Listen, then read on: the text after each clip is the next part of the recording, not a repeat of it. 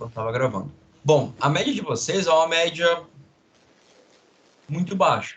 Então, assim, todo mundo que conseguir tirar alguma coisa ali em próximo de 500 pontos tá cumprindo o mínimo, pelo menos. Eu sei que todo mundo, ainda mais quem se dedica, quem gosta, quem quer parar, estudar, fazer o negócio direitinho, às vezes fica meio impactado quando a nota não é tão alta. Só que não se deixem chatear por isso. Sobretudo porque a primeira prova que a gente faz junto, uma prova no modelo muito diferente. Mais Vocês difícil que a OAB, essa prova. sim. Hã? Mais difícil que a OAB, essa prova. Não, foi tranquila a prova, foi tranquila. Mas assim, é uma coisa diferente. Assim, a gente certamente, até aproveitando para falar isso, a gente muito possivelmente vai voltar a nos ver semana que vem. E como o nosso semestre vai acabar ali segunda semana de junho, eu acho que é a semana já que a gente faz a N2, então a gente vai ter agora esse período para voltar a se ver presencialmente e fazer a prova tradicional, fazer a prova de marcar X e tal. Então essa prova que vocês fizeram agora foi uma prova bem ponto fora da curva. Como foi para vocês fazer prova aberta de todos os professores? Foi mais difícil? Foi tudo igual? Vocês tiveram tempo de parar, de fazer, de se organizar? Como foi a experiência de vocês? Para mim foi um pouquinho difícil, porque parece que quando você vai pesquisar e te dá mais dúvidas ainda. E para mim fazer sua prova, eu fui vendo os slides e o livro que você indicou, porque parecia que quando mais eu pesquisava, mais dúvida me dava. Parece bom que dia, professor. Kleber, bom dia. Tudo bem? Para mim foi mais tranquilo, porque eu já ando já tenho um norte por conta dos concursos, né? Foi mais tranquilo, mas mesmo assim algumas coisas ainda pega, mesmo pesquisando. Né? Mas o somatório de todas as provas fazer assim, a discursiva? O que vocês acharam? Foi pesado? Eu gostei, Flávia, eu gostei. De verdade. Eu achei que, ainda mais o tempo que o senhor postou a prova, deu mais tempo ainda da gente poder fazer, né? Antes de chegar aquela bomba, aquele monte de provas. Mas eu gostei. Essa, mas assim, eu acho que todos nós, como os bons brasileiros, assim, 90% da turma, não só vocês, as demais também, entregaram a partir das 8 da noite da sexta-feira. Mas é o brasileiro, né, professor? Se pudessem fazer mesmo, com mais calma. Eu gostei, eu estava bem familiarizada com o assunto, então não tive dificuldade em fazer a prova, exceto aquela pegadinha, tá, da questão 3, Nossa, que me induziu a pensar em nepotismo, todas essas coisas assim, que não foi apenas a minha dúvida, teve outros colegas da sala que teve também essa dúvida, mas tirando aquela pegadinha, foi bem tranquilo para mim. Poxa, que bom. Bom, pessoal, para mim tá sendo bem puxado. Tá sendo assim, se eu gastava antes, sei lá, uma turma do tamanho da turma de vocês, eu com 3, 4 horas eu corrigia as provas de todo mundo. Assim, na mão, caneta, questão objetiva, tal. Nesse modelo, está sendo bem complicado, porque eu tenho que entrar no sistema, baixar prova por prova. Tem hora que o sistema não coopera, tipo, no meio da tarde. Eu acho que tem muito professor utilizando, acessando, ele começa a ficar instável. E aí teve um fator, que eu acho que até é o fator mais importante da gente conversar hoje, que eu comentei resposta por resposta, prova por prova, pelo menos, de todos vocês que entregaram, seja pelo e-mail, seja pelo AVA, só que vocês não conseguem ver os comentários. Então, assim, é uma coisa que me dá muito trabalho. Uma turma que eu dou aula na quarta-feira de manhã, eu fiz 10 questões para eles. Eles são em torno de 30 alunos. Então, pensem, são pelo menos 300 questões para eu parar, ler e comentar para o aluno. Só que aí o AVA não abre para vocês os comentários. Foi o feedback que a Brenda me deu e eu acredito que seja geral, é isso mesmo? Sim, é geral. Professor, sabe uma coisa que um outro professor faz, o professor Everton Guilherme? Eu tenho aula com ele de direito do trabalho. Ele enviou, tanto nos trabalhos quanto na prova, ele envia os feedback no e-mail dos alunos, mesmo quem mandou pelo AVA, porque aí não tem erro de não receber. Então, é o que eu vou sugerir para vocês agora. Só que o meu problema de fazer isso antes era, eu não tenho e-mail de todo mundo. Eu tenho aquela lista de quem mandou a atividade. Só que aí eu dei um outro trabalho desgraçado de abrir aquela lista, caçar o nome de vocês, um por um, para abrir o e-mail, mandar o e-mail. E assim, a gente faz as coisas muito no atacado na instituição. Então, não seriam 15, 20. Eu teria que fazer isso com mais de 100 alunos se eu pegasse todas as minhas turmas. A gente, sei lá, que a gente não vai repetir esse modelo, mas seria, eu acho que ideal mandar para todo mundo por e-mail mesmo, para não ter erro, porque tudo que eu coloquei no AVA, vocês não estão acessando. O que eu fiz até sugerir para uma outra turma. Quem tem interesse, pessoal, sim, quem quer saber, quem por qualquer razão fosse abrir o AVA para ver, me manda um e-mail pedindo. Porque aí fica muito mais fácil, sei lá, eu vou deixar acumular 10 e-mails de vocês. Aí eu entro no sistema, pego os 10 comentários de cada aluno de uma vez e já vou respondendo também. E aí vocês têm acesso a esse trabalho que eu fiz, que me deu, que não foi fácil, que me tomou bastante tempo. E eu não quero que seja uma coisa vazia, porque, sei lá, a prova, ela tem a finalidade de avaliar vocês, como a gente conversou a aula passada. Ela é um requisito para aferir, para medir os conhecimentos absorvidos por vocês, para acabar com a aprovação da disciplina ou não. Só que, além disso, a prova, especialmente para muitos alunos, é o grande momento de aprendizado. Tem muito aluno que passa o bimestre inteiro sem ler nada, sem ter feito nada sobre a disciplina. E aí, na prova, ainda mais como foi feito, de vocês terem que parar, pesquisar, rever os conteúdos, a prova é o grande momento que vocês têm de fato sentar a bunda na cadeira, estudar, aprender e escrever lá o que vocês entenderam. Só que essa atividade que vocês têm, que é uma hora que vocês aprendem de fato, quem já sabia, reforça o conhecimento, quem não tinha visto nada do semestre ainda, é a hora que tem para parar e fazer isso, fica meio vazia se eu não der para vocês o feedback, se vocês não saberem, poxa, mas por que está certo? Por que está errado? O que aconteceu aqui? Então, eu acho importante a gente hoje corrigir a prova juntos e, de todo modo, todo mundo que quiser, me manda e-mail, que aí eu vou responder o e-mail com os comentários que eu deixei para vocês no AVA, já que ninguém está conseguindo ver. Combinado. Combinado, porque eu estou muito curiosa para saber qual que é o feedback da minha prova. Bom, eu não sei, você tem que mandar e-mail. Só que eu chutaria, eu acho que a questão 3 foi a questão que mais pegou todo mundo. Não sei se foi seu caso, mas realmente a questão 3 foi a questão mais... com maior incidência de erros ou de respostas incompletas. Bom, pessoal, alguém tem alguma consideração antes da gente ir para o que interessa? Não, professor, eu estou ansiosa para a correção da prova. Então, vamos para a correção da prova.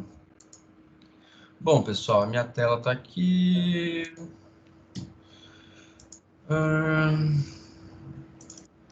Vou abrir a minha prova aqui também.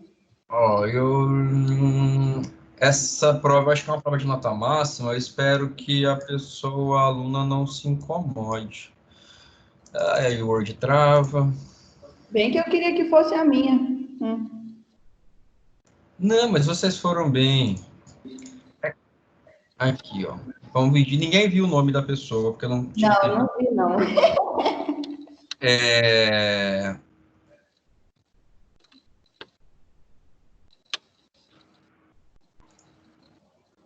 Tá numerado aqui, tá o arquivo do Word com as respostas da aluna.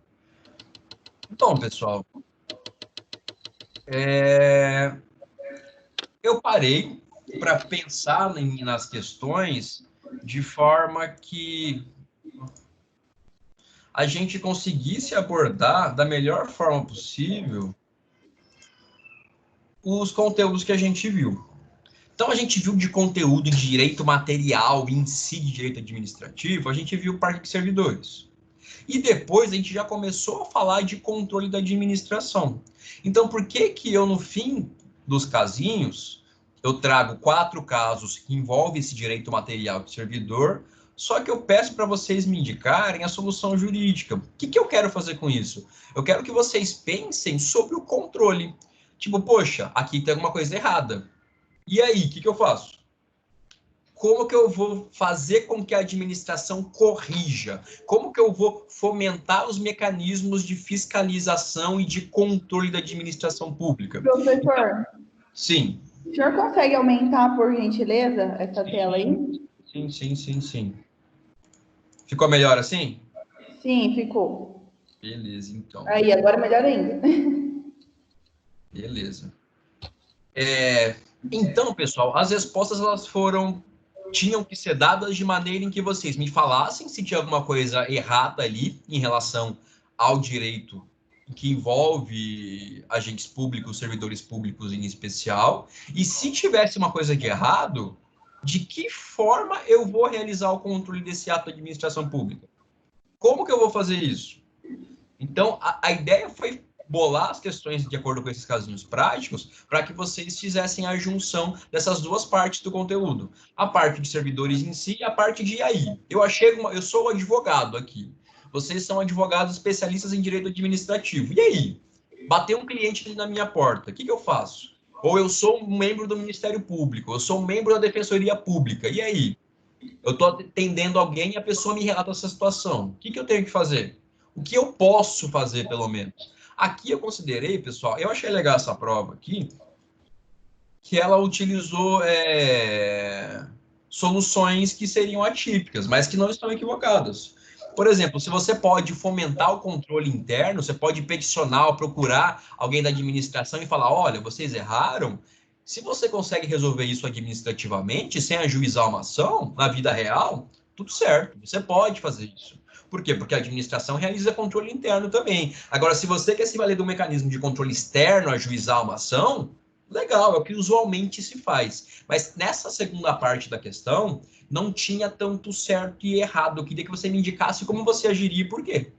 Então, se você me disse que usaria alguma forma de controle interno, se você ajuizaria uma ação por meio do controle judicial, se você procuraria o Ministério Público para indicar uma ilegalidade na primeira assertiva, por exemplo, que tem a ver com direitos difusos e coletivos, não tem errado. Essas três possibilidades, por exemplo, seriam possíveis dentro daquele esquema de controle que a gente tem estudado.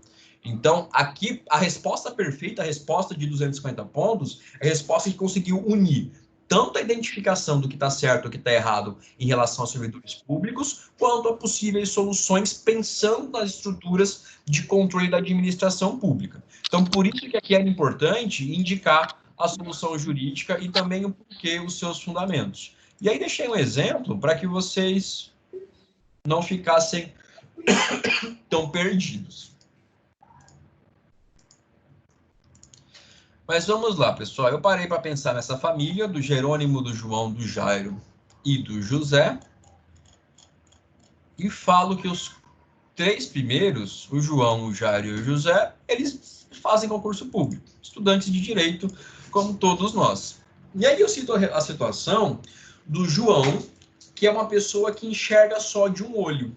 O João é uma pessoa que só tem acuidade visual suficiente em um olho deles, em um olho dele. Até coloquei aqui que ele... Até mencionei o olho aqui, eu acho.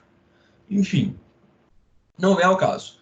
Mas João, que é uma pessoa que só tem acuidade visual suficiente em um olho, ele se inscreve em um concurso público para concorrer ao cargo de técnico judiciário do TRE de Mato Grosso do Sul.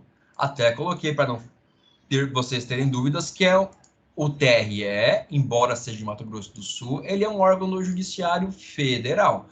Portanto, o João, se ele entrasse no cargo e esse concurso público, já começam a se vincular às diretrizes da Lei 8.112, que é a lei do Estatuto do Servidor Público Civil da União. E aí ele se inscreve para cotas de pessoas com deficiência. João foi aprovado, só que numa segunda fase, na fase de perícia médica, ele foi excluído do certame, porque ele não foi considerado pessoa com deficiência, mesmo reconhecendo que ele só tinha visão do olho direito. Pessoal, essa questão aqui é a questão que eu acho que quase todo mundo acertou sem maior problema. Mas o que eu estou falando aqui? De um indivíduo que vai prestar concurso público, na condição de acessibilidade para deficiente. De onde sai isso, pessoal? A gente parou para estudar concurso público, que é regra. Essa regra do concurso público tem uma exceção, algumas exceções, na verdade. E além dessas exceções, existem aqueles mecanismos de acessibilidade, de incentivo. O para deficiente é o que está expressamente previsto na Constituição Federal. E a gente também falou sobre a situação das cotas para negros, que isso advém de uma lei que foi julgado recentemente pelo STF. Embora a cota para negro ainda tenha muita discussão a respeito, eu já vou...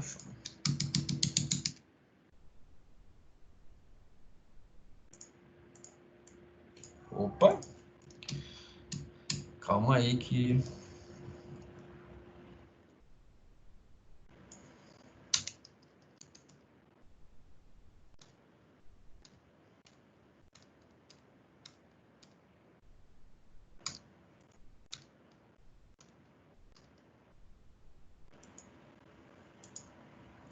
Vamos lá.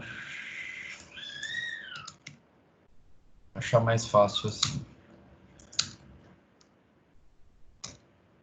Lá no DCT, que droga.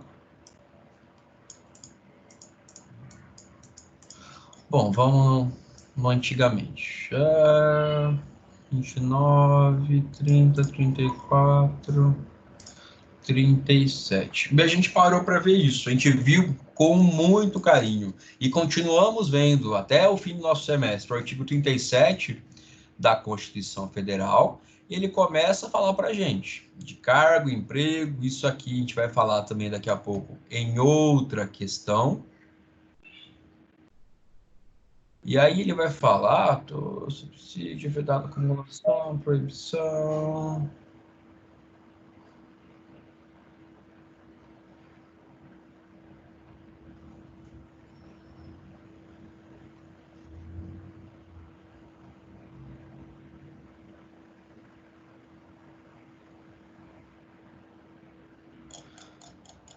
Poxa, eu perdi o dispositivo aqui.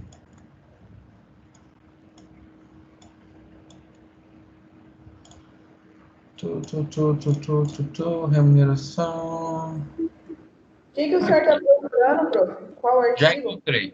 Ah, tá. 37, inciso 8º. E aí a gente viu que a Constituição fala para a gente que uma lei deve reservar percentual de cargos e empregos públicos para pessoas portadoras de deficiência e também definirá os critérios para a sua admissão. Ou seja, tem lá na Constituição já a previsão de que deve haver a reserva de vagas para pessoas com deficiência. Então, ok, a gente já sabia disso, espero que vocês se lembrassem. Além disso, a gente tem que parar para entender que o nosso exemplo, o nosso amigo João, ele está se inscrevendo para um cargo do Judiciário Federal, ou seja, para um cargo civil federal. E aí a gente vai ter que dar uma olhadinha na nossa amiga 8.112, que lá no artigo 5º vai falar para a gente, parágrafo 2º, as pessoas portadoras de deficiência é assegurado o direito de se inscrever em concurso público e vai reservar 20% das vagas do concurso para essas pessoas. Isso aqui, pessoal, percebam, a Constituição me dá o fundamento e 8.112 me dá o percentual. A Constituição não me exige um percentual. A Constituição só fala que eu tenho que ter cota. Então, é possível que cada lei, que cada estatuto estabeleça um percentual diferente, tá? Eu posso ter 25%, posso ter 30%, posso ter 10%. A 8.112, que é a lei que a gente aplica para essa hipótese do exemplo, que é a lei que a gente tem estudado as disposições que mais são relevantes para a nossa disciplina, ela vai falar em 20%. Então, ok. Isso aqui, pessoal, 37, inciso 8º, 8.112, artigo 5º, parágrafo 2º, é o fundamento para que o nosso amigo João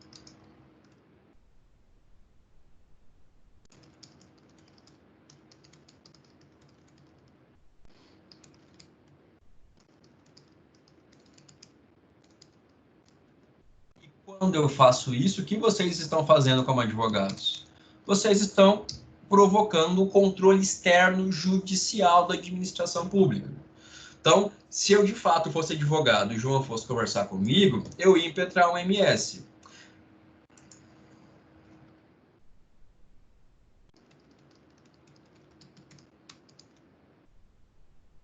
Agora, imaginem que eu estou numa situação em que eu perdi esse prazo decadencial de 120 dias do MS.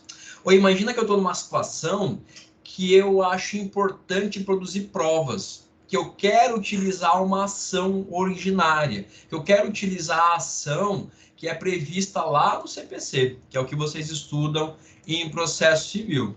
Estaria errado? Também não.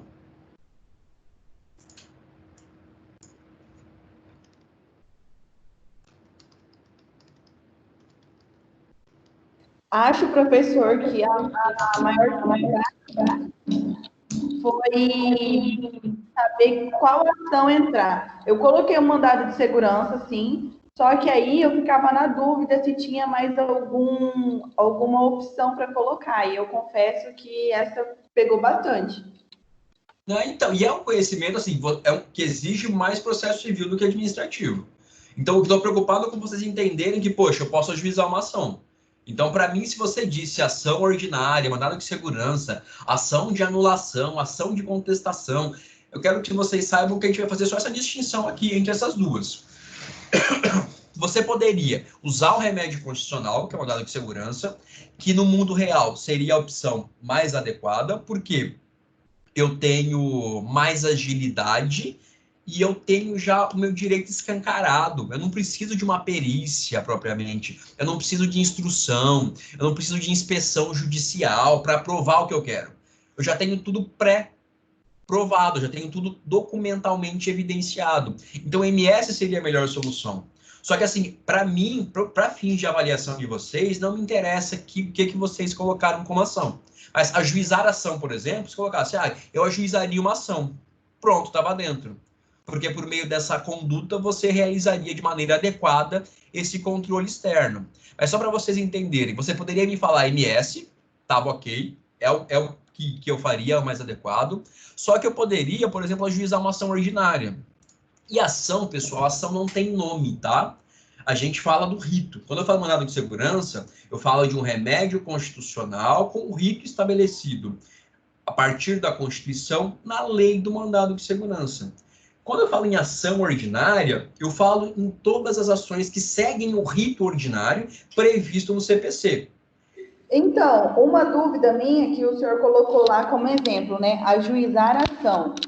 Aí eu fiquei, putz, será que, tipo assim, porque o senhor falou deu exemplo, né, e falou qual que é a solução jurídica e para a gente justificar. Aí, no caso, eu até pensei em questão de ação, sabe? Mas eu não sabia qual ação propor. Que, tipo assim, o complemento do nome da ação. Por isso que eu optei por colocar mandado de segurança, que eu sabia que também estava certo. Então, mas o que eu quero dizer para vocês, quando eu falo em ajuizar ação, eu estou falando também do MS, tá valendo. Impetrar mandado de segurança é para todos os fins a mesma coisa que ajuizar uma ação. Isso que você falou é uma coisa que eu queria deixar claro para vocês, é que nome dar a ação? Ação do quê? Então, isso não existe. Isso, às vezes, o advogado coloca na petição inicial, às vezes a gente coloca para deixar claro para o juiz já de antemão o que eu estou pedindo. Só que, assim, não existe ação de anulação de ato administrativo. É um nome que não existe, desnecessário. Você está ajuizando a ação ordinária. Muito tempo da minha prova procurando nome de ação. Aí eu colocava lá, qual ação em tal ocasião? E aí você não achou nada, ouviu 50 nomes diferentes. Exatamente, entendeu? Aí foi quando eu lembrei dos remédios constitucionais, né? E pesquisei o que significava cada um. E aí foi quando eu coloquei o mandado de segurança. Se eu não me engano, eu coloquei mandado de segurança em todas as questões, menos na 3, que já estava em fase de contestação. E poderia fazer isso sem problema nenhum. O que eu queria deixar claro para vocês é que eu considerei aqui o MS e considerei as ações, embora alguns tenham até dado nome para ação. Ah, é uma ação de contestação, é uma ação de anulação. Pessoal, esse nome dado à ação é um nome para a petição inicial, para você colocar ali, mas tecnicamente a ação não tem nome, é uma ação ordinária. Então, toda ação que você for ajuizar no rito do Código de Processo Civil que vai seguir o rito ordinário é uma ação ordinária. Então, fulano de tal, João da Silva, vem à honrosa presença de Vossa Excelência juizar a ação ordinária pelos fatos e fundamentos que passa a expor. E aí, no fim, nos pedidos, você pede anulação do ato, por exemplo. Então, a ação ordinária aqui é o nome adequado para eu chamar qualquer ação que vá seguir o rito do CPC. Então, quem falou que só ajuizaria uma ação, quem falou que ajuizaria uma ação de anulação, tá tudo ok, tá? Tecnicamente, essa distinção que você até procurou, Flávio, ela não existe. Então, por isso que pode parecer confuso para vocês. É tudo ação ordinária. Então, aqui dentro...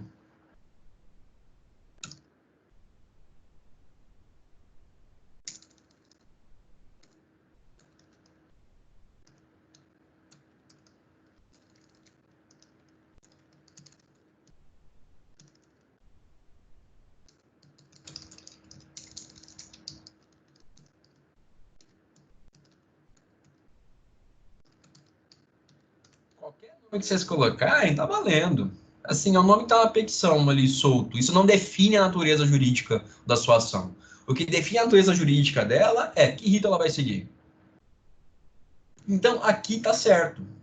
Quem colocou qualquer tipo de ação e quem colocou mandado de segurança, tá correto. Doutor, que questão é essa? Eu cheguei atrasada, desculpa, eu não estava conseguindo entrar. Imagina, Giovana, a gente tá na 1.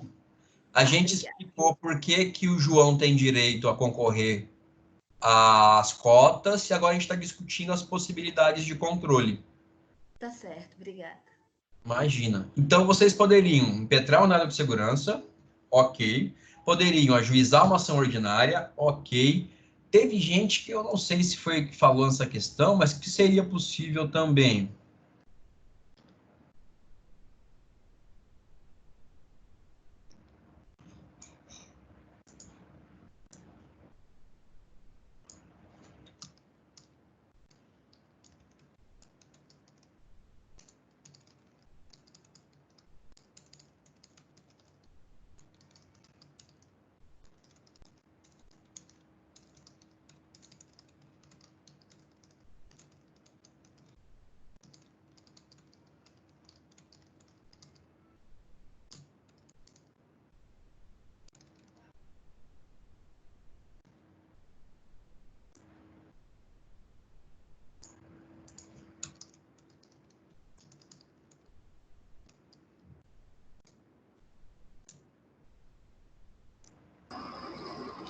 Essa daí de ajuização civil pública chegou nos meus olhos pelo Google, mas eu não tinha certeza, então eu não coloquei.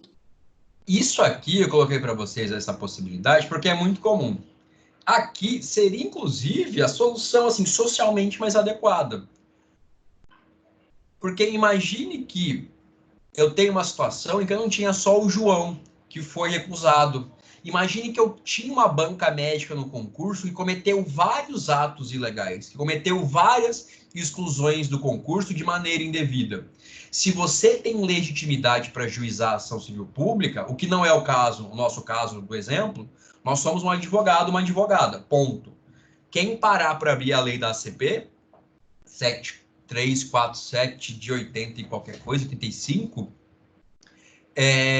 vai ver que esse rol de legitimados para a ACP ele é bem específico.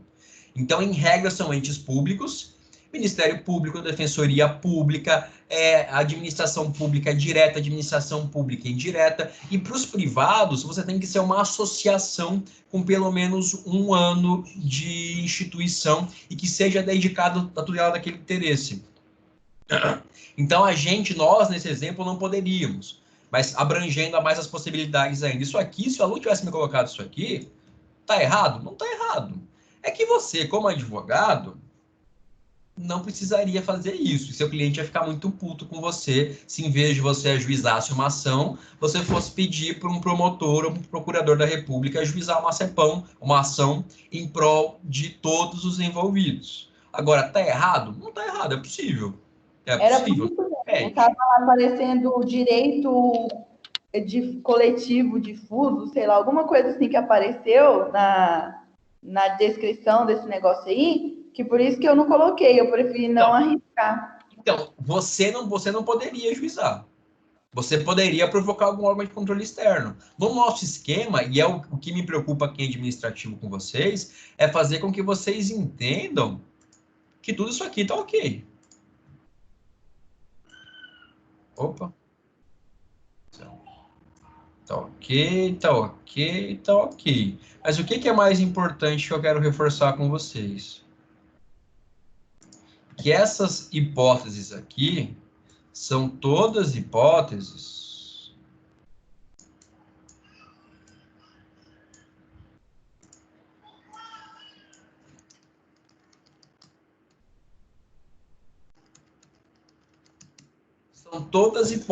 em que o judiciário vai fiscalizar e controlar um ato da administração pública. Percebam que aqui é um ato do próprio judiciário. É um ato do TRE de Mato Grosso do Sul. E aqui volta aquela discussão que a gente teve já algumas vezes. Que função está sendo exercida aqui? Eu tenho judiciário exercendo função administrativa, realizando concurso. Então, ele está sujeito ao controle praticamente externo do próprio judiciário. Porque eu tenho a situação em que ele vai olhar a partir de outra função. Então, todas essas hipóteses aqui são hipóteses de controle judicial e são válidas. E aí, eu não sei se alguém fez isso, mas o que também não estaria errado, embora na vida real, na vida prática, não seria a melhor opção, mas é possível.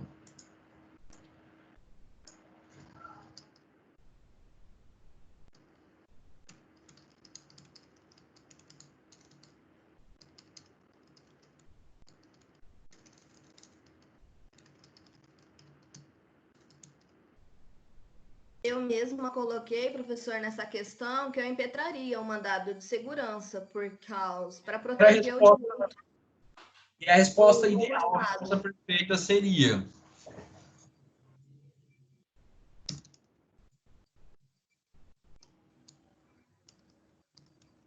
pelo menos foi o que eu entendi, que se eu impetrasse um mandado de segurança, eu estaria protegendo o direito líquido e certo do funcionário público. Aham. E, assim, na vida real seria a melhor opção, sem dúvida. Agora, essa aqui, pessoal, também seria uma possibilidade. Seu cliente também ficaria meio puto com você, porque ele não está te pagando para você, às vezes, procurar o Ministério Público ou tentar resolver com a própria administração. Mas existe, por exemplo, advogado que prefere, antes de ajuizar uma ação, tentar realizar esse próprio pedido administrativo. Falar para a própria administração: olha, administração, por que você não revê esse ato? Você está vendo aqui que você está errada, vai dar merda. Eu vou ter que ajuizar uma ação, vocês vão ter que movimentar a estrutura de vocês para se defender na ação, e meu cliente tem razão. Olha só, a banca de perícia, os peritos fizeram coisa errada, tá errado. Achei que vocês não poderiam, administração pública, ter tirado o João do concurso, porque o João, com esses fundamentos aqui, tem direito a concorrer sim na condição de cotas para deficiente. Então, isso aqui seria possível. Isso seria o que sempre dizem: primeiro esgota as vias administrativas para depois ir para o judiciário, então. Sim, isso não é um requisito para ajuizar a ação. Mas você poderia. Tem gente que opta por fazer assim.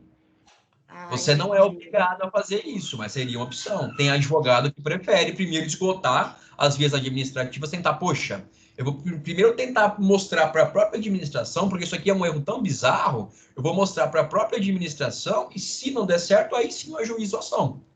Às vezes, se a administração tiver boa vontade, seria uma forma mais rápida e mais barata até de resolver o problema. sem precisar ajuizar a ação, submeter seu cliente a toda a espera de uma ação, mas você talvez poderia cobrar mais para ajuizar a ação na vida real. Mas, enfim, isso aqui também, no nosso esquema de controle da administração, essa possibilidade aqui também é válida, tá? Então, se você tivesse, primeira parte da questão, me falar isso aqui. Entendi. No mínimo, falar da mesmo se eu súmula impetrando uma ação, ainda não estaria errada. Mas se eu procurasse esgotar as vias administrativas, seria o melhor dos mundos. Pode ser que sim, pode ser que não. Se eu, Guilherme, tivesse respondendo a prova, eu colocaria uma nota de segurança. Porque a gente não sabe. Então, aqui tá certo. E pode ser o melhor dos mundos, pode ser. Só que eu não sei como a administração vai reagir em relação a esse meu pedido. Porque a gente sabe que a gente tem o direito de petição, a gente viu isso, chamou essas formas aqui até de recursos administrativos. Só que pode ser que alguém engavete isso aqui, que alguém fique 4 meses esperando decidir, não decida. Ou que a própria administração diga, não, problema seu, a gente está certo. Você que é juíze com uma ação. Então, eu teria perdido tempo só sem conseguir resolver. Agora, imagine que você é uma advogada experiente e está acostumado a trabalhar com o pessoal que faz concurso do TRE. Você já conhece as pessoas, sabe que ali tem chance de dar certo o pedido administrativo por meio de controle interno. Poderia valer a pena. Isso, assim, no mundo real. Para a nossa questão, vocês, na maioria, responderam MS ou ação, tá certo? Certíssimo. Só que eu também considero isso aqui, poxa, eu vou provocar alguém que pode também ajuizar uma outra ação, com outro escopo. Pode? Pode.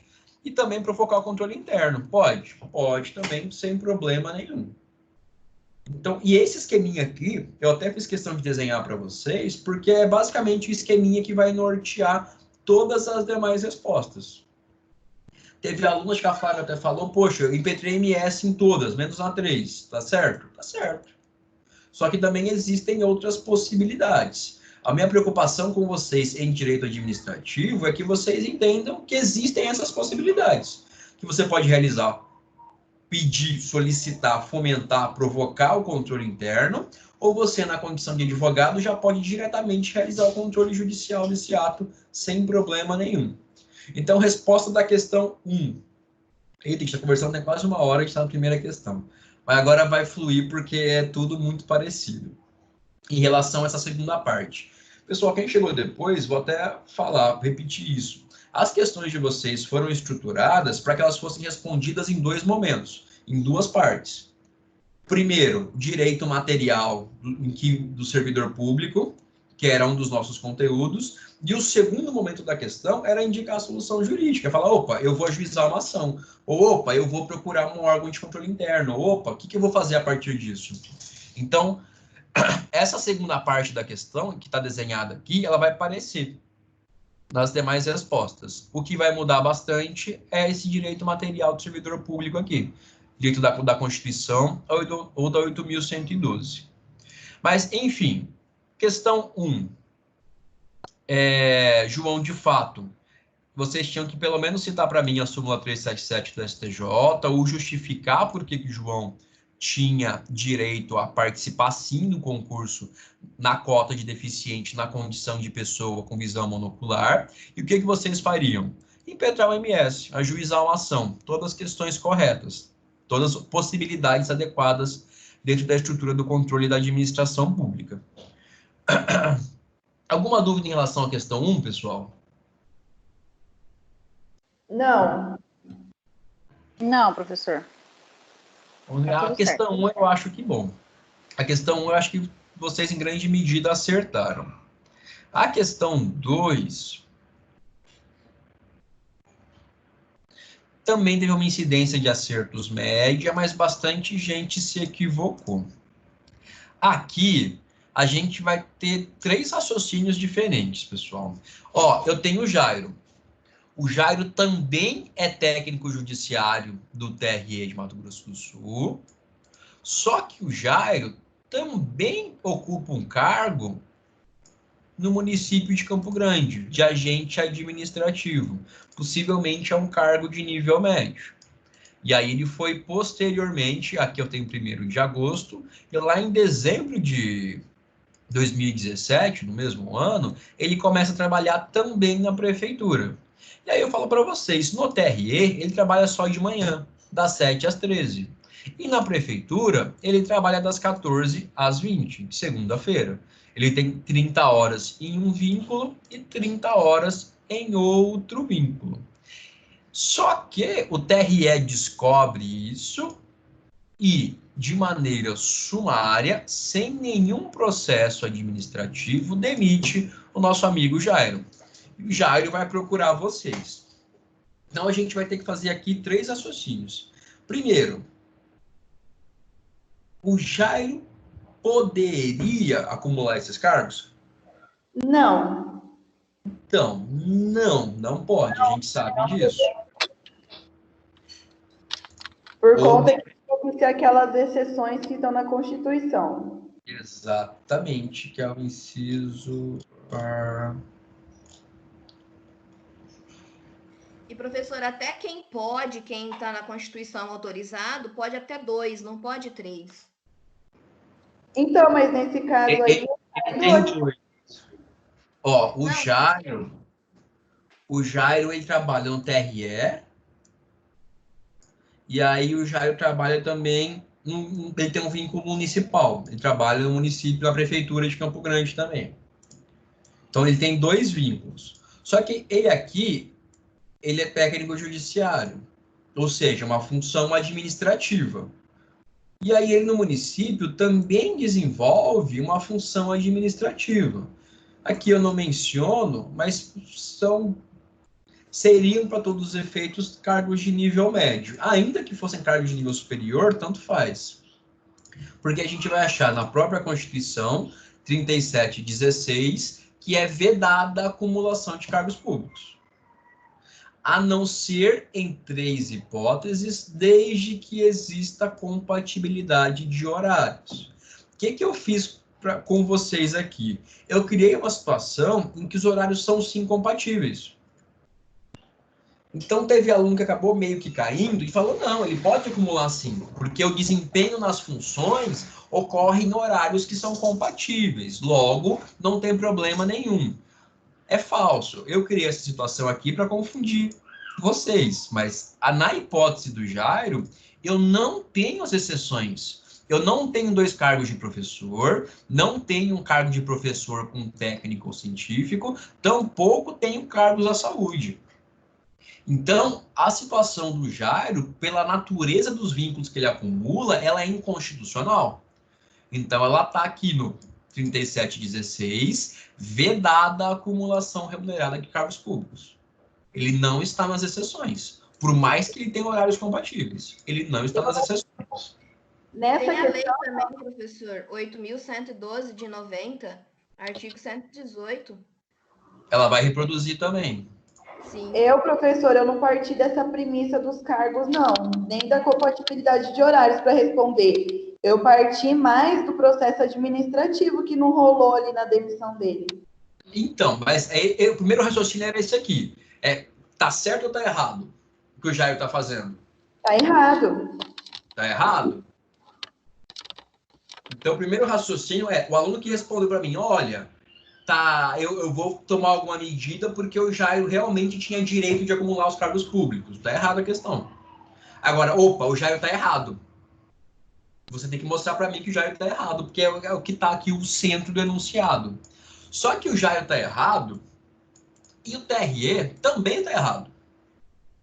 Porque por mais que o Jairo tenha acumulado cargos de maneira indevida, de maneira inconstitucional, eu não poderia, de maneira sumária, sem PAD, aplicar a pena de demissão ao Jairo.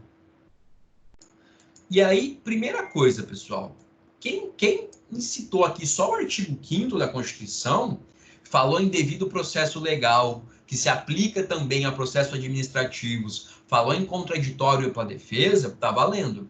A Constituição já me dá fundamento para falar, opa, você não pode aplicar uma demissão, você não pode me prejudicar um direito meu sem que eu tenha a chance de me pronunciar. E aí, quem foi um pouquinho mais a fundo, descobriu que eu ainda, na 8.112, eu tenho um rito específico que está... Acumulação, acumulação... Professor, eu citei na Lei 8.112 o artigo 143, 146, 148... Ó, eu tenho o 133 aqui, ele é importante. Ó, mas antes do 133, vamos só... A parte do PAD...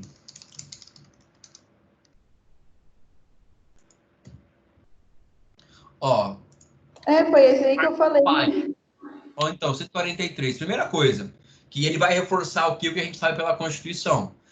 A autoridade que tiver ciência de irregularidade no serviço público é obrigada a promover a sua apuração imediata, mediante sindicância ou PAD, assegurado ao acusado a ampla defesa. Então, o TRE violou a Constituição e violou também o 143. E ainda, pessoal, voltando aqui, nessa hipótese específica de acumulação de cargos, a Lei 8.112 é muito generosa, é muito legal com o servidor ainda. O que diz a lei?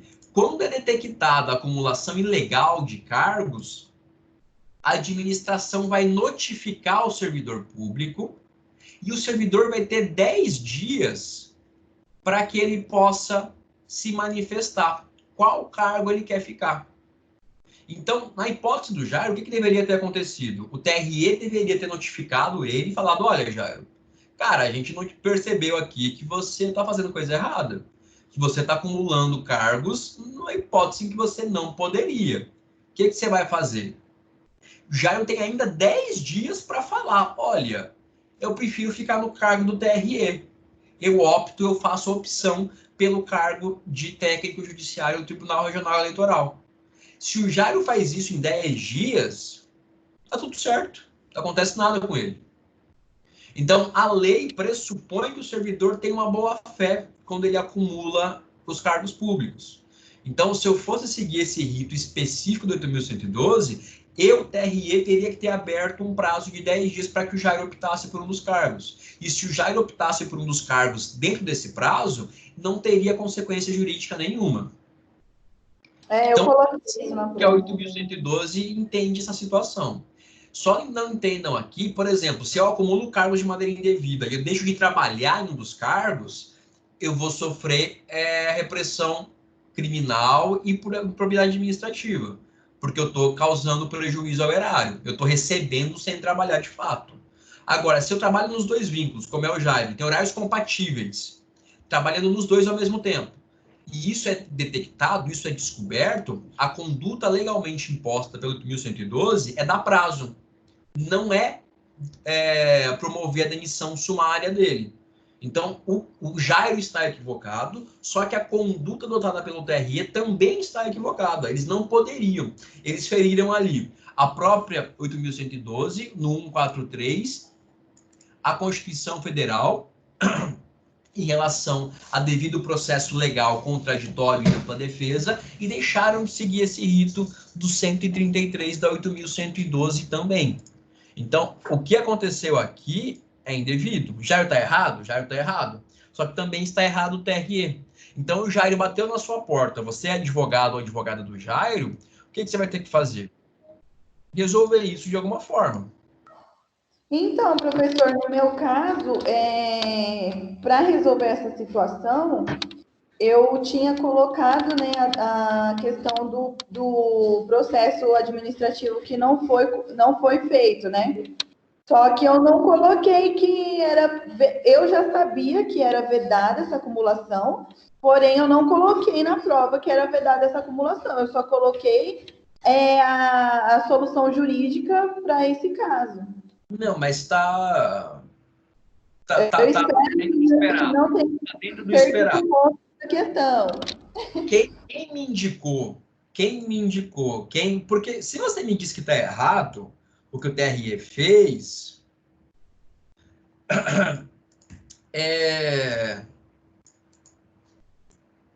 Você de maneira implícita é que você pode achar que o Jairo tá certo.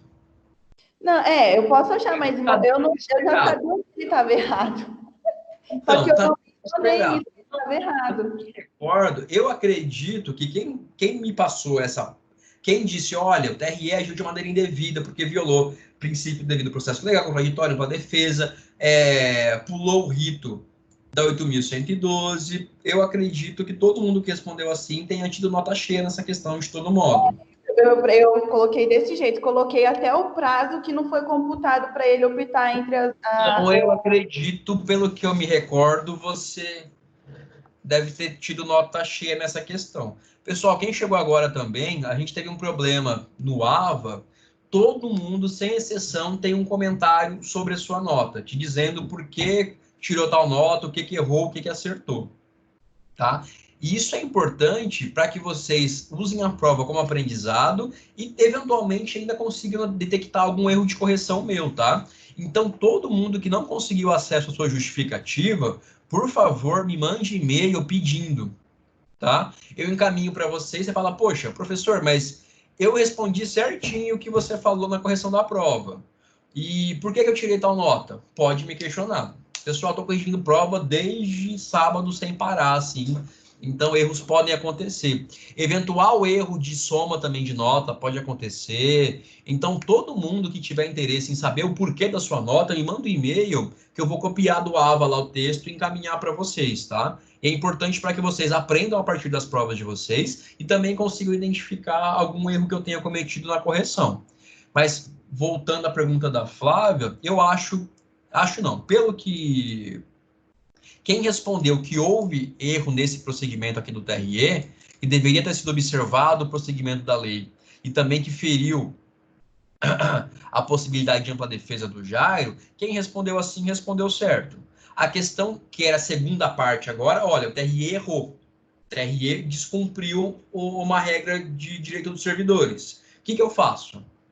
Aí a gente vai voltar, pessoal, para o nosso esqueminha aqui. Melhor coisa para se fazer na hipótese do mundo real, mandado de segurança. Ou ajuizar alguma outra ação. A ação ordinária ela também tem seus benefícios, porque vocês podem, por meio dela, pedir tutela antecipada. Então, vocês também conseguiriam um provimento rápido. Isso indo um pouco além na matéria de processo civil. Mas o MS seria a opção mais óbvia.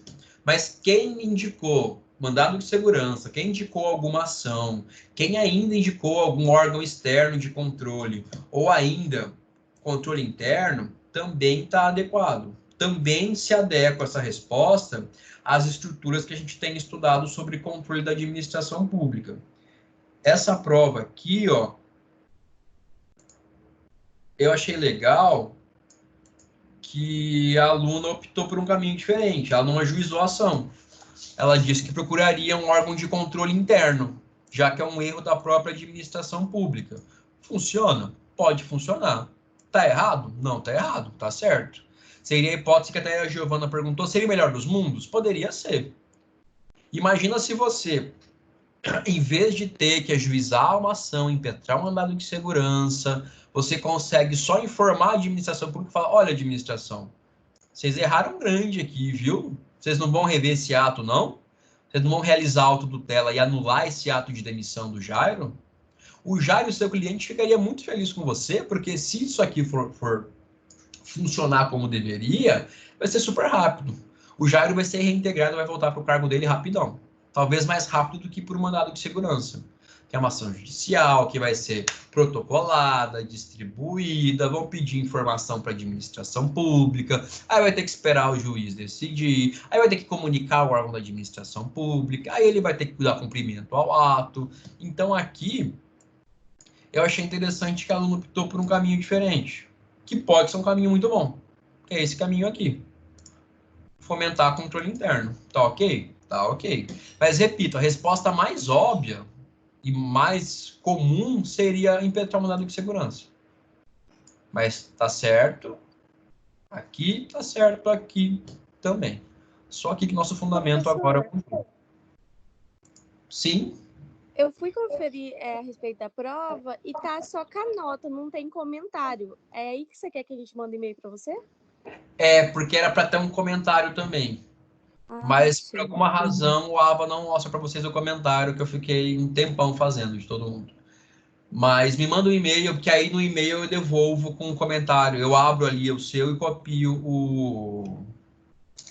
o comentário. É isso mesmo. Tudo bem. Obrigada.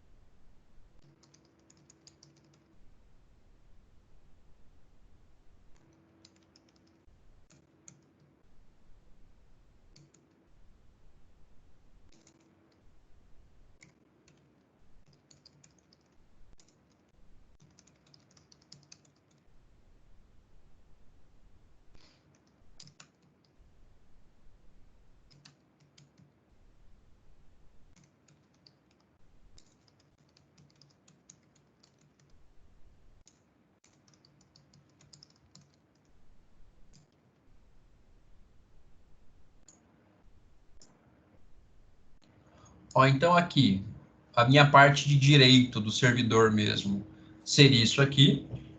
O TRE errou. E aí eu teria essas possibilidades. Assim como eu tive na questão 1, eu também teria essas possibilidades em relação à questão 2. Essas formas de controle.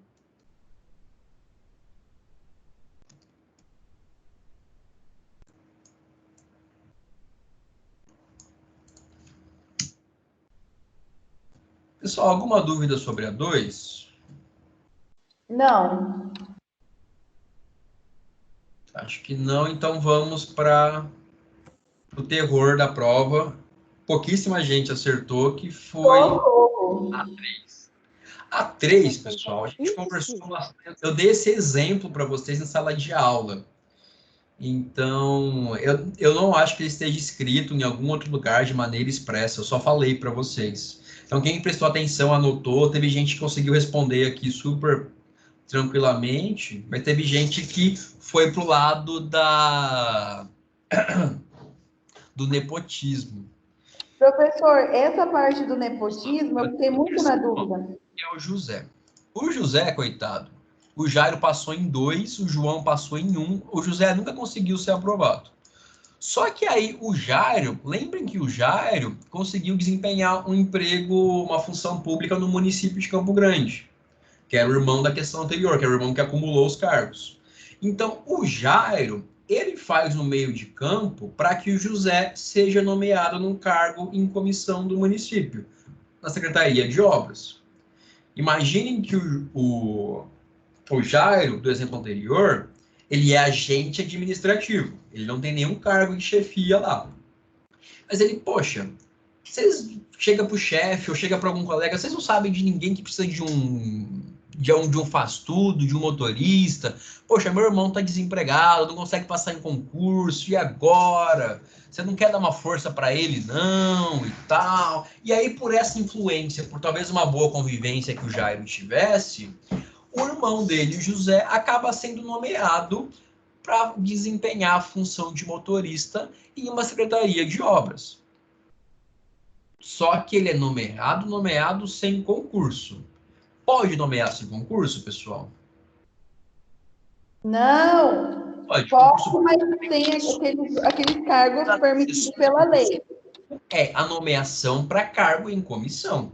A gente discutiu em sala de aula que essa nomeação para cargo em comissão se justifica por quê? Para o desempenho de alguns cargos, eu preciso de alguém que eu tenha muita confiança, que eu tenha uma relação de proximidade muito importante, que é importante para o desempenho desse cargo. Por exemplo, um assessor, um cargo de assessor, um cargo de secretário muito próximo, geralmente é um cargo em comissão. Porque eu preciso ter alguém ali com quem eu saiba conviver bem, com pessoa em quem eu confio. Uma pessoa que, para desempenhar bem suas funções, é preciso que a gente tenha uma relação de confiança recíproca. Então, isso justificaria a exceção ao concurso público. Ou então, eu preciso de um cargo em que a pessoa que eu vá indicar seja uma pessoa com conhecimento muito específico.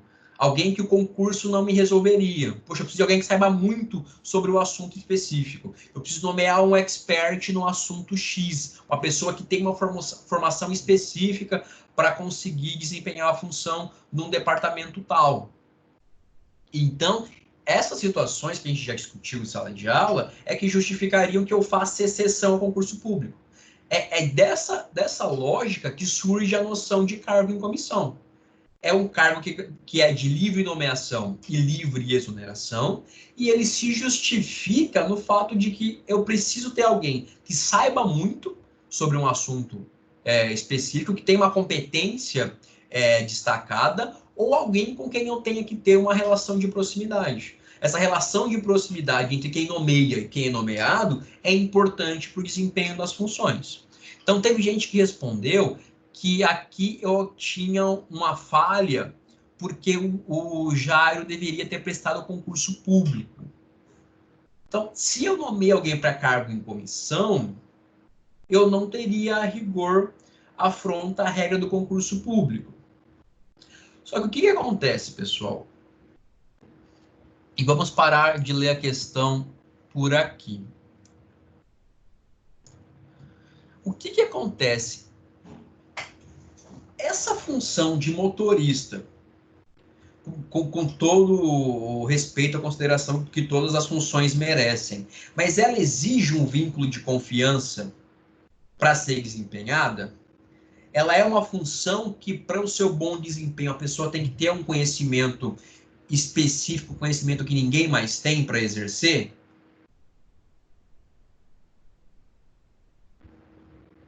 Aí vem o problema e a resposta da questão. Vamos voltar na Constituição, no artigo 37, inciso 5. Esse era o fundamento correto. Teve muita gente que citou o 37.2. O 37.2, ele não tem tanta relação. Teve gente que usou para justificar que aqui seria necessário a realização de concurso público. Quem citou o 37.2, mas fundamentou de maneira correta, eu considerei questão cheia. Quem falou que, na verdade, houve uma afronta ao concurso público, sem me trazer a argumentação mais ligada ao 37.5, eu considerei questão parcial. Por que eu estou falando tanto do 37.5? Por que ele é a resposta? Porque, segundo o 37.5 da Constituição, os cargos em comissão e as funções de confiança, eles destinam-se apenas às atribuições de direção, chefia e assessoramento. A gente discutiu isso aqui em sala de aula. Então, o meu cargo em comissão, ele realmente é uma exceção ao concurso público. Só que essa exceção só se justifica para atribuições de direção, chefia e assessoramento.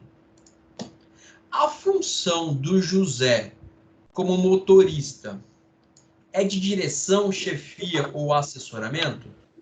Ele tem um vínculo de confiança especial que justifica o cargo em comissão? Ele tem um conhecimento específico que justifica o cargo em comissão? Não. Então, essa é a análise que tem que ser feita. Não é propriamente a resposta. Então, aqui, pessoal, isso aqui é um exemplo fictício / real. Isso aqui aconteceu muito no nosso estado de uns 3, 4 anos para cá. O pessoal do Ministério Público Estadual caindo pesado em município de interior, que tinha cargo em comissão para nomear o pessoal da Copa, tinha cargo em comissão para nomear quem trabalha na cozinha, o pessoal da limpeza estava em cargo em comissão, motoristas em cargo em comissão. E aí o MP estava ajuizando ações para impedir que essas pessoas se mantivessem nesses cargos. E essa é a situação que eu exemplifico aqui. Tá, o MP ajuizou uma ação de improbidade contra o José, o secretário de obras e o prefeito de Campo Grande. E aí diz que essa ação de improbidade é fundada na violação do princípio da legalidade. E digo que é irregular a vinculação do José ao município, apenas. Destituição do cargo e pagamento de multa civil são penas previstas lá no artigo 12 da Lei de Improbidade. Eis a questão. O que eu esperava de vocês, pessoal? Uma questão que tirou nota 250. É falar que, olha, embora tenha havido, sim, esse desvirtuamento do cargo em comissão, você vai tentar salvar o José, porque o José é o seu cliente. O José foi atrás de você. Então, você contestaria, já que é uma ação que já está em curso. Aqui você não ajuizaria uma ação, porque ó, aqui eu falei de ajuização, ajuização, ajuização. Vamos lá, rapidão.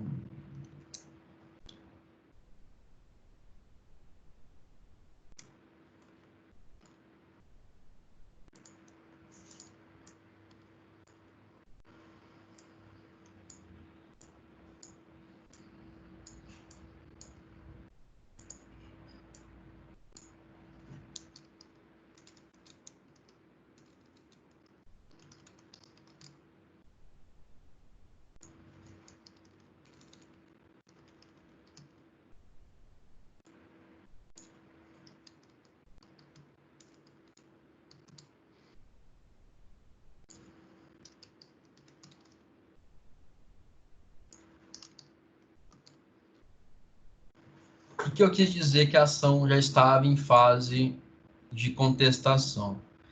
É que aqui você não ajuiza uma ação, essa petição inicial, esse início da tramitação de uma ação, é o que vocês fariam nessa hipótese aqui. Aqui você tem uma ação que já foi ajuizada pelo Ministério Público e o cliente de vocês é réu. Então, vocês teriam que apresentar esse ato aqui. Como essa disciplina não é de processo civil, eu não exigi conhecimentos técnicos nenhum em relação a isso. A questão é que você tinha que defender o seu cliente. Você tinha que defender o José. Então, aí foram muito variados os argumentos que vocês me apresentaram para defender o José. Eu ia tentar impedir que ele fosse multado. Ou, eu ia dizer que, na verdade, ele não tem culpa, que foi o secretário de obras e o prefeito que fizeram a nomeação dele. José não tinha nada a ver com isso, embora a nomeação dele realmente tenha um desvirtuamento do artigo 37.5 da Constituição Federal. Então, as tentativas de defender o José foram todas consideradas, tá? Quem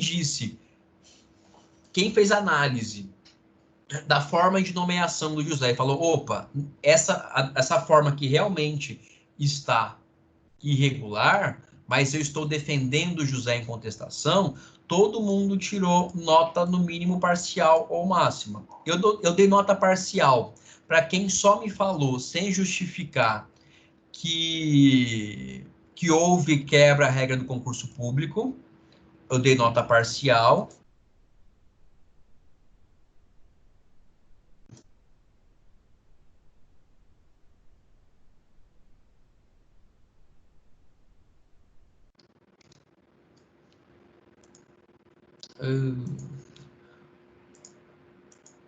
O nepotismo, ele não se faz presente nesse nosso exemplo. Primeiro, o nepotismo é uma coisa relativamente recente, não se falava tanto de nepotismo quando a Constituição surgiu. Só que aí começou-se a trabalhar o princípio da impessoalidade, da moralidade pública, e aí teve um decreto que começou a proibir a nomeação de parentes de administradores públicos para ocupar algum cargo de chefia, algum cargo em comissão, e às vezes até função em confiança. Esse decreto depois foi recebido, assimilado pelo STF, que editou a súmula vinculante 13, que hoje é o nosso marco sobre nepotismo no Brasil. O que diz a súmula vinculante número 13?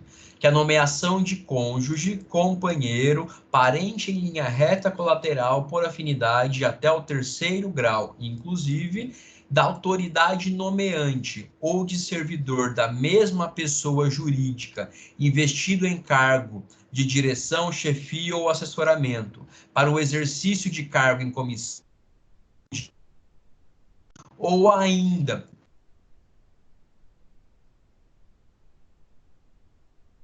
administração indireta em qualquer das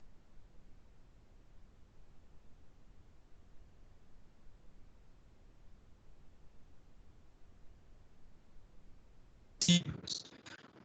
Vamos lá, qual que é a lógica do nepotismo e por que o nepotismo viola a Constituição Federal? No nepotismo, deixa eu desenhar. Eu tenho autoridade nomeante ou algum servidor que tenha um cargo de direção, chefia ou assessoramento. Ou seja, algum servidor que é chefe, algum servidor que tem já o seu cargo em comissão ou função de confiança. E aí a ideia é que esse servidor, imagine que eu sou o chefe de uma repartição pública tal. Esse aqui sou eu. E essa minha repartição pública tem vários cargos em comissão para que eu possa nomear pessoas de fora para desempenho das suas funções. Poxa, mas eu acabei de entrar nesse cargo. Estou num cargo do estado de Mato Grosso do Sul, estou num cargo do município. E só que, poxa, minha irmã está lá, desempregada, não consegue se estabelecer financeiramente. Poxa, eu também tenho meu pai que está lá, que está na BED, ele é uma pessoa bem qualificada, uma pessoa que tem uma boa formação, só que ele não consegue se inserir no mercado de trabalho em razão da idade dele. Poxa, por que em vez de nomear pessoas para esses cargos, talvez as mais técnicas ou não, por que eu não nomeio a minha irmã e o meu pai? Então, eu, Guilherme, que sou esse chefe, que sou autoridade nomeante, ou que sou já um detentor de cargo em comissão, função de confiança, eu vou nomear para outros cargos, por exemplo, o meu pai, ou a minha irmã, ou o meu filho. Isso que a súmula vinculante 13 do STF diz que é vedado. Eu não posso fazer isso. Ainda que meu pai seja uma pessoa muito qualificada, preparada para desempenhar essa função, a súmula vinculante 13 me impede de fazer isso. Porque eu parto da premissa, da presunção de que se eu estou nomeando parente meu, eu estou fazendo isso de forma a ferir a impessoalidade, de forma a ferir a moralidade, e não estou nomeando a pessoa mais qualificada para o desempenho daquela função. Eu estou só favorecendo a minha família. Eu estou só realizando uma conduta que mescla com o patrimônio público com a minha condição familiar, o que a Constituição veda. Então, o que a gente entende por nepotismo, o que é vedada, é essa relação aqui. E aí tem uma relação que também está aqui na parte final, o ajuste de designações recíprocas. Que também, e isso é feito até hoje porque isso é mais difícil de pegar. Poxa, eu quero favorecer, na verdade, a minha irmã. Minha irmã não tem qualificação nenhuma, mas, poxa, eu estou devendo para ela. Minha irmã, a gente teve um rolo, um apartamento, que metade ia ser meu, metade ia ser dela, que a gente herdou da nossa mãe, e eu fiquei com o apartamento só para mim, fiquei de pagar ela, só que eu não consegui pagar até hoje. Poxa, e se eu conseguir para minha irmã um cargo público? E aí o que ela receber de pagamento, ela abate da dívida que eu tenho com ela. Mas pensa, vai dar merda se eu nomear a minha irmã para trabalhar comigo aqui na minha repartição pública, aqui na minha pessoa jurídica, aqui nesse cargo que eu tenho no Ministério da Economia. Poxa, só que eu sei que o João da Silva, que é lá do Ministério da Saúde, ele também tem uma situação com algum parente que ele quer resolver, ou uma situação de algum apadrinhado político que ele quer resolver. Então, para ficar menos na cara, eu vou fazer um combinado com o João da Silva. Ele nomeia minha irmã para um cargo no ministério dele e eu nomeio aqui esse apadrinhado político do João da Silva. Aí ninguém fica sabendo. Aí é mais fácil de descobrir. Então, ele nomeia o meu parente e eu, para ajudar ele, vou nomear a pessoa que ele indicar de maneira cruzada. É isso que a súmula vinculante fala de designações recíprocas. É fazer essa troca para impedir o controle, para impedir com que os órgãos percebam que houve nepotismo. É fazer nomeação cruzada. Ao invés de eu nomear meu parente aqui no meu órgão, que daria muito na cara, eu peço para alguém nomear ele em outro órgão. E aí, em contrapartida, eu nomeio a pessoa no meu órgão, que essa pessoa com quem eu estou conversando pretenda. Então, a relação do nepotismo, pessoal, é essa relação aqui. É esse desenho aqui, basicamente, que está na súmula vinculante 13. No nosso exemplo, no entanto, a gente tem que o José foi nomeado por influência do seu irmão Jairo junto ao município. E o Jairo, nosso amigo, se a gente voltar aqui, o Jairo era um mero agente administrativo do município de Campo Grande. Eu não tenho informações que me permitam concluir que o Jairo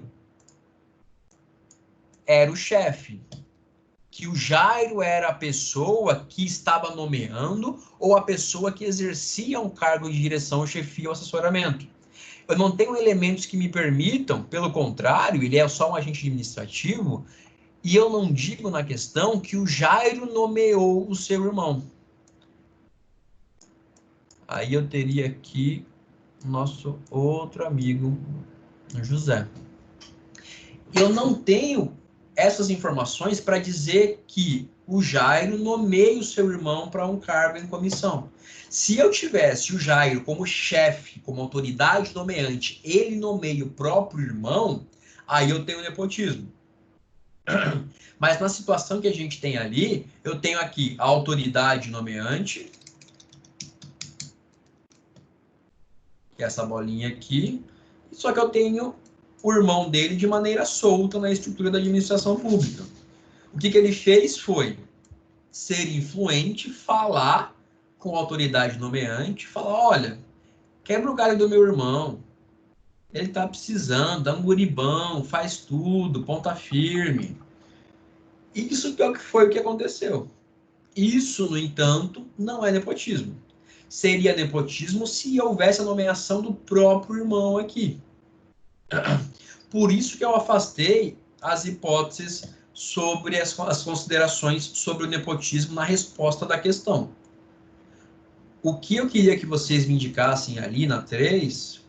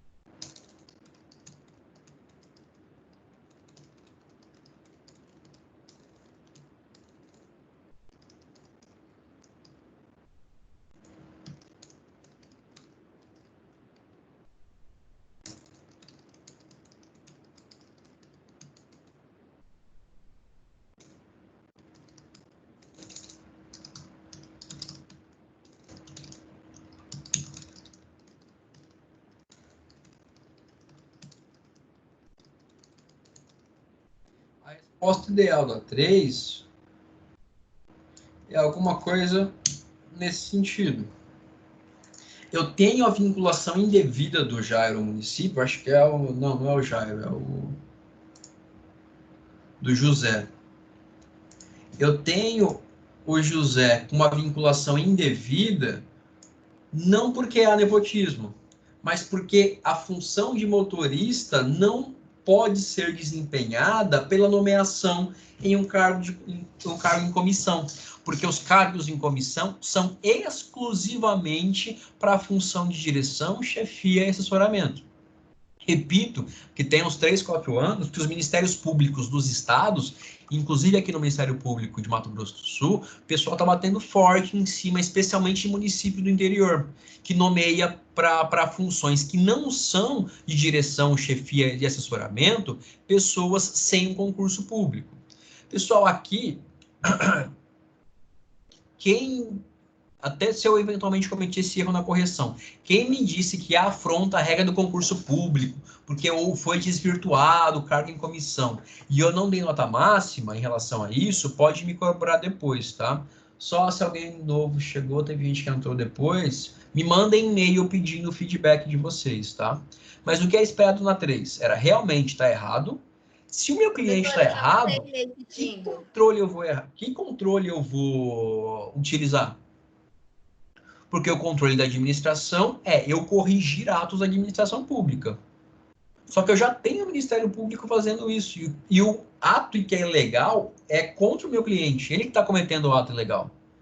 Assim, eu deveria ajuizar uma ação aí, eu deveria informar a administração pública que existe essa irregularidade.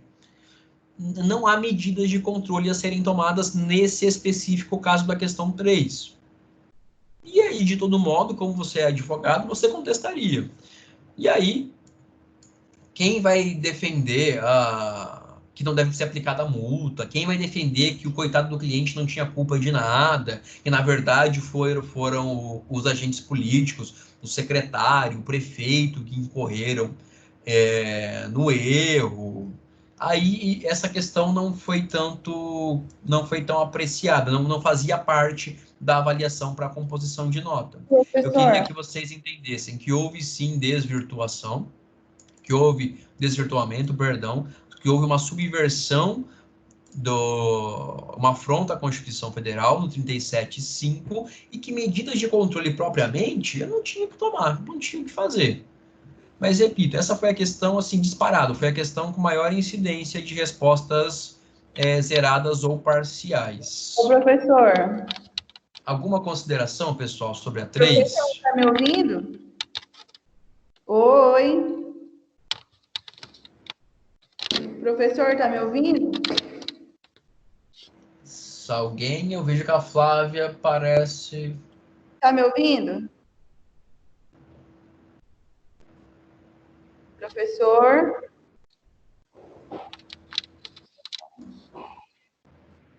Flávia, eu acho que visualmente parece que você está falando, só que eu não estou te ouvindo.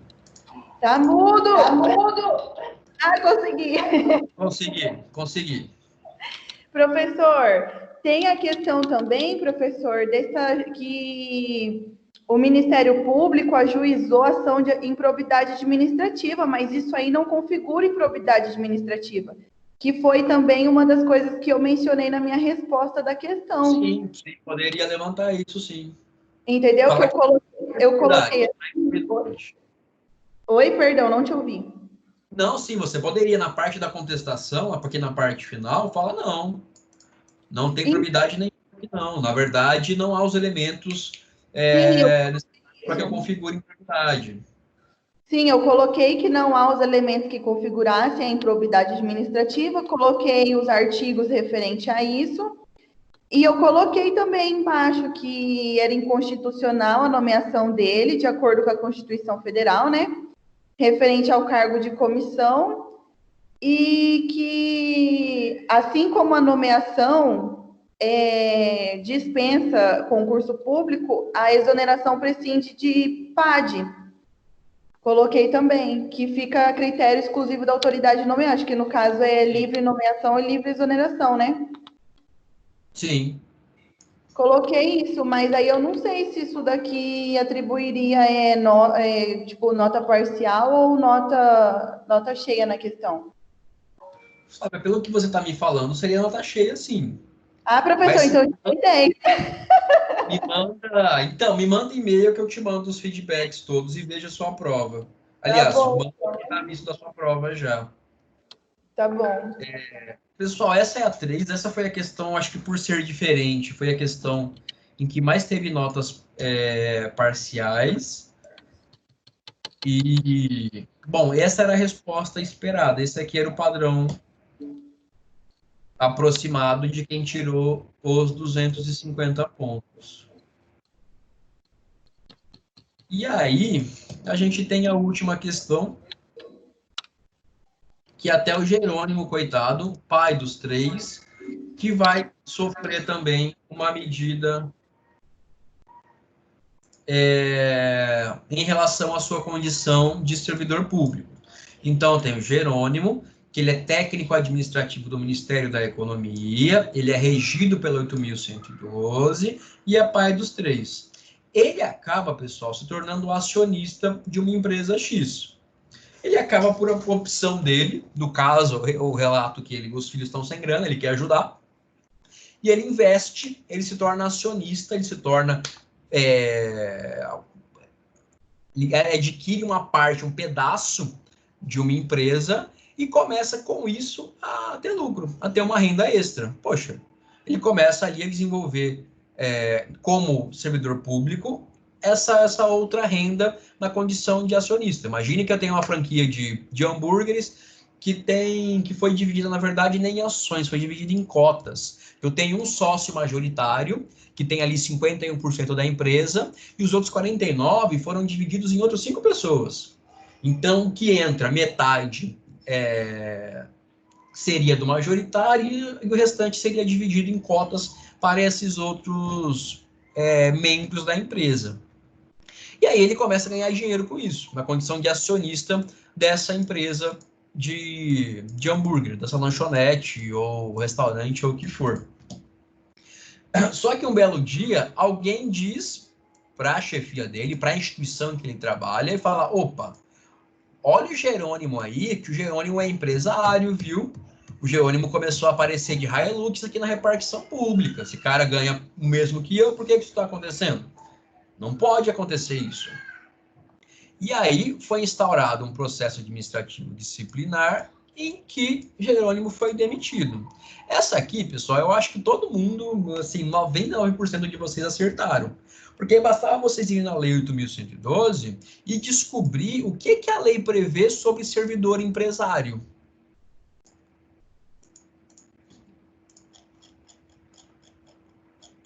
E aí, quem conseguiu identificar viu que no 117 eu tenho proibições à atuação do servidor público. A função dele, o que ele não pode fazer enquanto servidor público.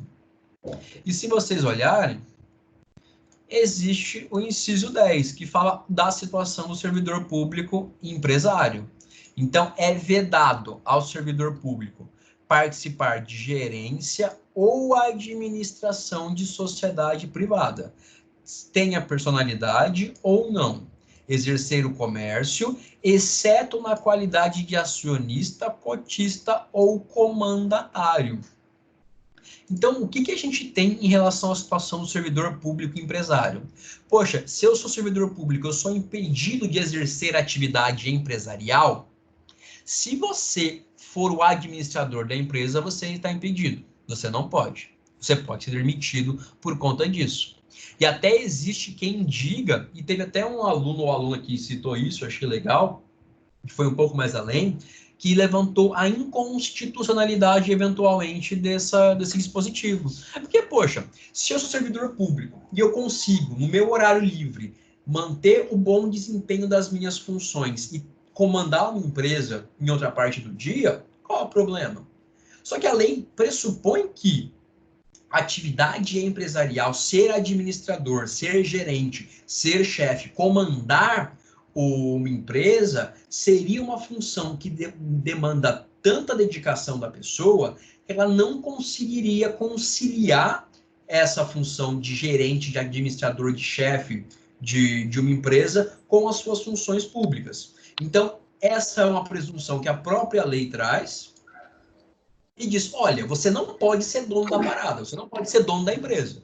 Você pode, no entanto, participar, ter uma fração da empresa, ter uma parte da empresa, ter ações de uma empresa, ter cotas da empresa, ser comanditário da empresa.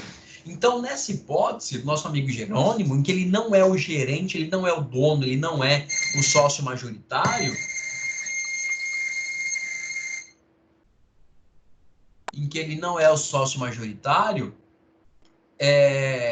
ele pode sim.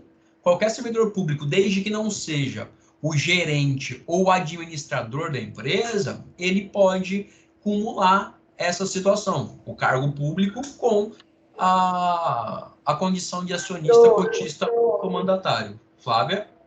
Eu vi também num dispositivo que fala que não pode também, para esse servidor público, não obter vantagens em relação à empresa dele.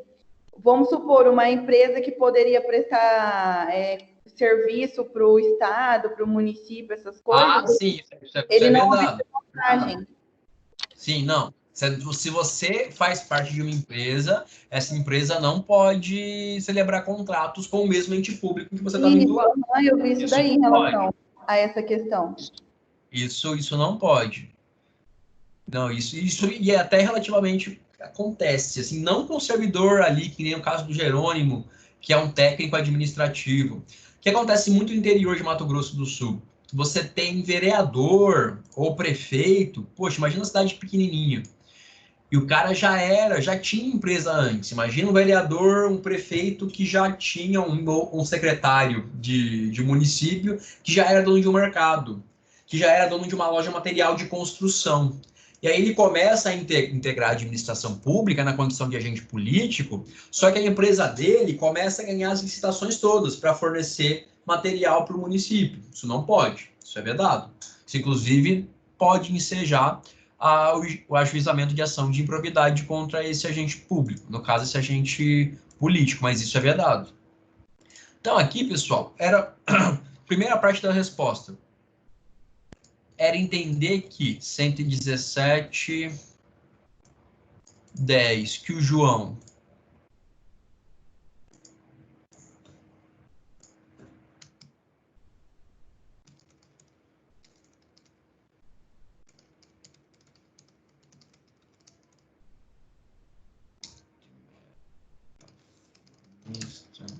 ele é o Jerônimo. O artigo, o 19, professor, eu também acho que faz um parênteses nesse assunto, no parágrafo único. Bom. Eu acho, eu não sei ler número romano. Mas calma, você falou, calma, não é o artigo 19. Não, é o inciso, perdão, inciso 19. 117, vamos voltar.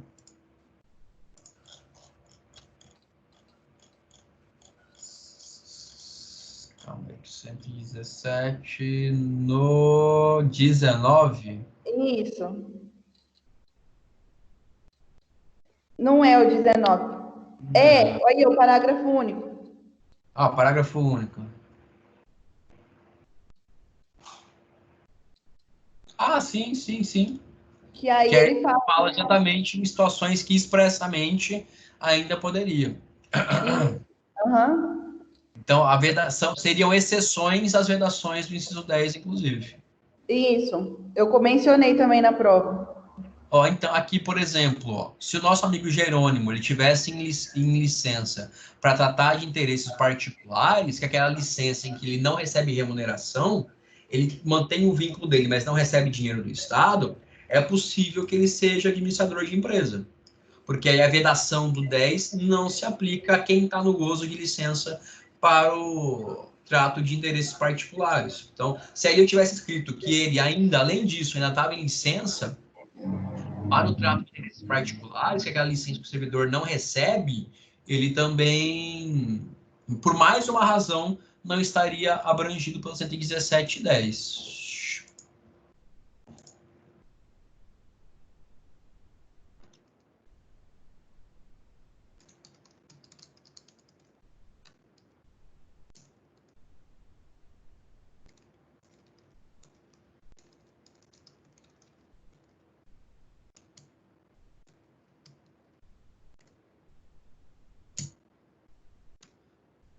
Essa aqui é a primeira parte que eu disse, a parte que envolve o direito do servidor propriamente. Então, ali 117.10, parte final, permite que o servidor, na condição de acionista, cotista ou mandatário, possa ter essa renda extra vinculada a uma empresa privada.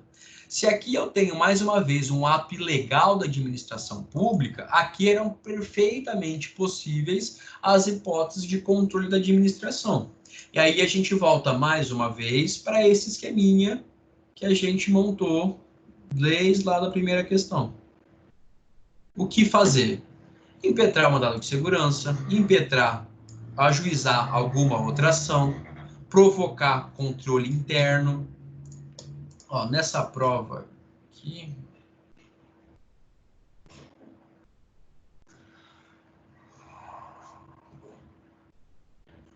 Ó, por exemplo, essa aluna aqui, mais uma vez, em vez de ajuizar a ação, ela disse que entraria com recurso administrativo.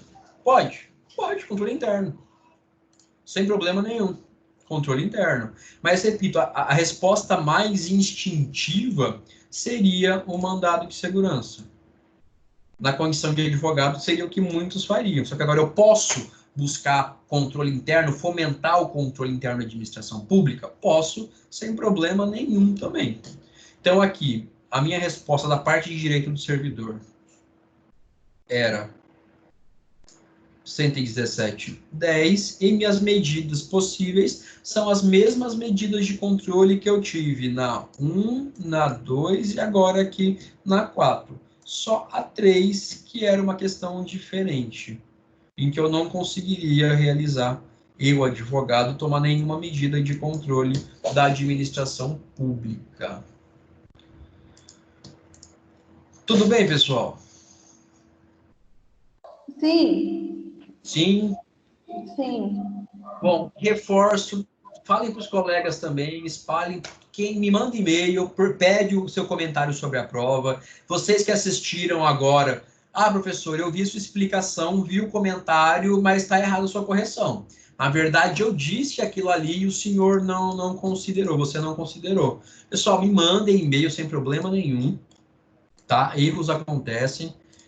Eu estou corrigindo prova igual um louco desde sábado, então erro de correção, soma de nota errada pode acontecer também, ou eu posso ter tirado num comentário, sei lá, te dei 800 no comentário, mas seu AVA tá com 700, sei lá, pode acontecer também um erro de lançamento, embora isso seja bem mais difícil de acontecer. Mas se você, por alguma razão, discorda do que está ali na sua nota no comentário, não tem problema nenhum, fala comigo que a gente conversa a respeito, e se for o caso, faço a retificação da nota de vocês, tá? Então, fico à disposição, me mandem e-mail, espero que tenha ficado tudo pelo menos um pouco mais claro. Eu acho que a gente conseguiu fazer prova à distância sem tantos problemas. Eu acho que a gente, apesar do novo formato, de a gente tá todo mundo ainda meio se familiarizando, em um processo de se familiarizar com esses meios de ensino à distância, assim, quase todo mundo entregou a prova, foi tudo dentro das conformidades, e assim, tô tirando o AVA que não mostra o comentário de vocês, eu acho que tá tudo... Correu tudo bem, correu tudo certo. Mas quaisquer problemas que vocês possam ter, me deem um alô, me mandem e-mail, quem tem meu WhatsApp pode falar comigo por WhatsApp também, sem problema nenhum, tá? No geral, todo mundo foi bem na prova, acho que as notas ficaram, acho que a média de vocês, o AVA trouxe para mim, ficou alguma coisa em torno de 7, 7,1, 7,2. Repito, quem tirou acima de 5 ou 500 pode ficar, em relação à sua aprovação, você está num patamar seguro. Quem tirou abaixo disso, é bom se preocupar para recuperar essa nota na nossa próxima avaliação.